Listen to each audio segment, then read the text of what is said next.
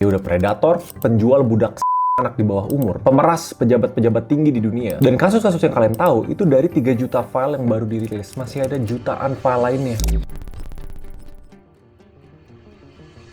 Kalau menurut gue, dia bukan level kriminal biasa ya. Dia monster yang ngebangun pulau di mana dia perdagangkan ribuan anak di bawah umur untuk ngelayani nafsu orang-orang paling berkuasa di bumi ini. Dari pangeran kerajaan Inggris, mantan presiden Amerika Serikat, miliarder teknologi, semuanya tuh ada di orbit dia. Ada tuh di buku tamunya dia. Dan ngerinya gini, ini bukan teori konspirasi pinggir jalan. Ini fakta hukum yang udah terbukti di pengadilan. Kalau kalian mau tahu kasus-kasus yang menjijikan dia, kalian bisa cari di mana aja. Tapi sebagai orang bisnis, yang bikin gue merinding itu bukan soal kejahatannya doang. Tapi satu pertanyaan besar, kok bisa dia punya akses ke elit-elit global yang terseret kayak Bill Gates, Elon Musk yang masih baru rumor, dan baru aja di dokumen terakhir Epstein nunjukin dia nerima kain suci Ka'bah dari Mekah. Anjir, gila sih itu kain sesuci itu ditaruh jadi karpet di tempat yang sezolim itu. Dan kenapa rame? Menurut Research Tribune ada nama-nama orang Indonesia dalam dokumen itu. Gua nggak usah sebut, kalian bisa baca sendiri. Tapi disclaimer, ini bukan hubungan langsung. Tapi unik aja kenapa Epstein sampai nyebutin nama-nama elit politik Indonesia. Balik lagi ke cerita utama. Gimana caranya seorang mantan napi bisa punya akses VVIP ke White House, foto bareng Ratu Inggris, dan kenapa bank-bank raksasa sekelas JP Morgan rela ngelanggar aturan demi ngelindungin transaksi haramnya dia. Makanya kita harus bedah sistem bisnis gelap di balik elit global. Sampai di titik orang-orang paling powerful di dunia bisa tunduk sama satu orang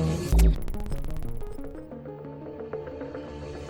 Pertama, kita harus hancurin mitosnya. Karena beberapa media nyebut Epstein itu investor jenius atau miliarder Wall Street. Agak geleng-geleng sih gue kalau dibandingin sama Warren Buffett. Bentuk aslinya dari awal karir sampai akhir adalah sebagai penipu ulung. Sejarah sebelum dia masuk ke dunia finansial, itu dia banyak track record gagalnya. Dari jadi guru dan seterusnya. Tapi media sampai punya istilah namanya failing upward. Gagal tapi kok naik. Titik pertamanya pas dia masuk ke bank investasi besar namanya Bear Stearns. Modalnya CV-nya tuh palsu, nggak lulus kuliah. Tapi ini titik awalnya. Dia jago ngomong, charming, street smart lah, pintar matematika. Makanya dari sana dia cepet naik pangkat. Tapi banyak orang kan nanya, apa itu cukup untuk bikin dia punya duit segede itu sampai Bill Gates mau kerja sama? Titik balik hidupnya dan awal mula bencana ini, itu pas dia nemu satu orang ikan paus, atau di istilah finance, whale. Nama orang itu Leslie Wexner. Kalau lu nggak tahu orangnya, lu mungkin tahu brandnya, Victoria's Secret. Nah di saat itu, Wexner itu salah satu orang terkaya di Amerika. Hubungan mereka tuh aneh banget. Somehow Epstein bisa ngelobi sampai Wexner ngasih sesuatu yang nggak common di dunia finance. Namanya power of attorney. Kuasa penuh.